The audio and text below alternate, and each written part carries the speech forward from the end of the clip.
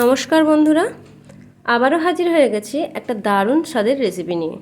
তো আজ বানাবো একদম নরম তুলতুলে নান। একদম বিয়েবাড়ির মতো নরম তুলতুলে নান আমি কিভাবে বানাচ্ছি সেটাই আপনাদের সঙ্গে একটু শেয়ার করলাম। তো ভিডিওটা দেখার জন্য আপনাদের কাছে অনুরোধ রইল।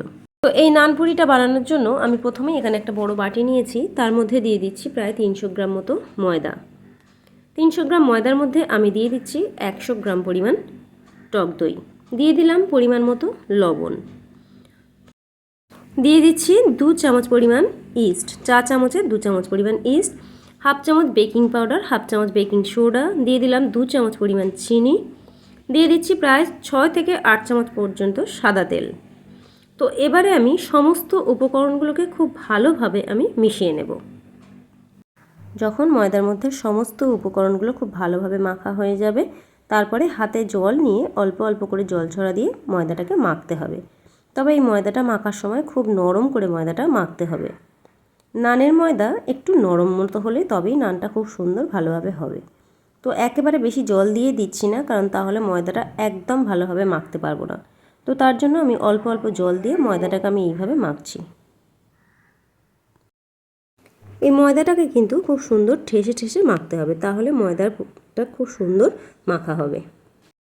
তো দেখুন ময়দাটা কিন্তু এখানে আমার খুব ভালোভাবে মাখা হয়ে গেছে।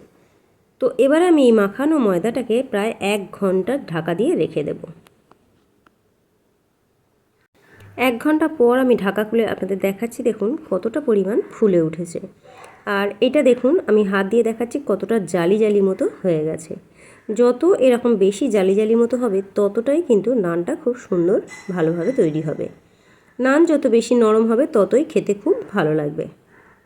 তো এবারে আমি এই মাখানোটা ময়দাটাকে আবারও খুব ভালোভাবে একটু মাখিয়ে নিচ্ছি। আর এই ময়দাটা মাখানোর সময় আমি হাতে একটু তেল দিয়ে দিলাম, তাতে ময়দাটা আমার মাখতে খুব সুবিধা হবে। তো যখন এই পর্যায়ে চলে এসছে তখন আবারও আমি ময়দাটাকে একটু একটা ট্রের উপর তুলে নিলাম।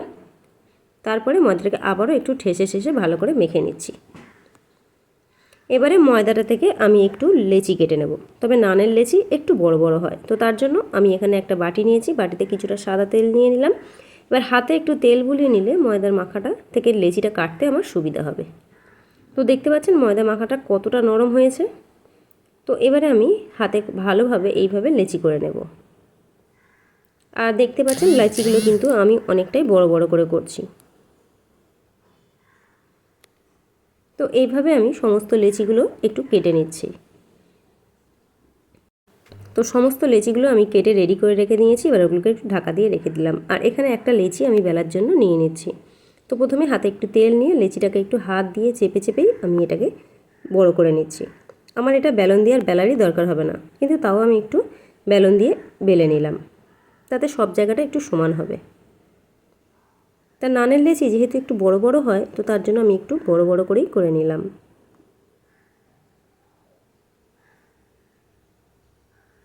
তো এইভাবে আমি প্রায় সবগুলোই একটু বেলে নিচ্ছি। তো দেখুন আমি বেশ বড় করেই বেলে নিয়েছি। এবার ওদিকে কড়াইয়ে তেল গরম হয়ে গেছে, ওখানে আমি একটু ভেজে নেব। এবারে এটাকে আমি একটু তুলে নিলাম, নিয়ে কড়ার তেলের মধ্যে দিয়ে দিচ্ছি। তো লেচিটা আমি কিন্তু এই সময় গ্যাস একদম জোরে রেখেছি, তাতে কিন্তু লেচিটা খুব সুন্দর ফুলে উঠবে। তো আপনারা দেখতে থাকুন কেমন সুন্দর ফুলে ওঠে লেচিটা। চাইলে আপনারা একটু ছোট ছোট করে বেবি নানের মতোও করতে পারেন। আমি এখানে একটু বড় বড় করেই করে নিয়েছি, যেটা বিয়ে বাড়িতে যেরকমভাবে বড় বড় করে আমি সেরকম বড় বড় করেই করে নিয়েছি। তো দেখুন তেলে দেওয়ার সঙ্গে সঙ্গে কেমন ফুলে উঠছে। আর এই নানটা কিন্তু একটু সাদা মতোই হয়।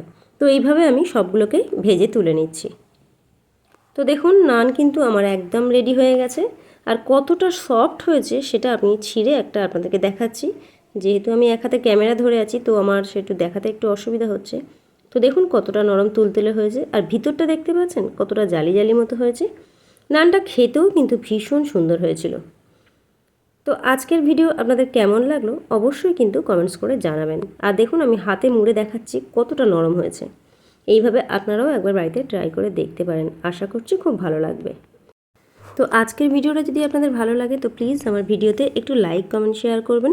যারা এখনও আমার চ্যানেলটিকে সাবস্ক্রাইব করেননি তাদের কাছে আমার অনুরোধ রইল আমার চ্যানেলটিকে একটু সাবস্ক্রাইব করে নেওয়ার জন্য। তো আজকের এই নানটা আমি ছোলার ডাল আর কুমড়ো আলুর ছক্কা দিয়েই পরিবেশন করেছিলাম। তো দেখা হচ্ছে আবারও কোনো নতুন ভিডিও নিয়ে। ভালো থাকবেন, সুস্থ থাকবেন।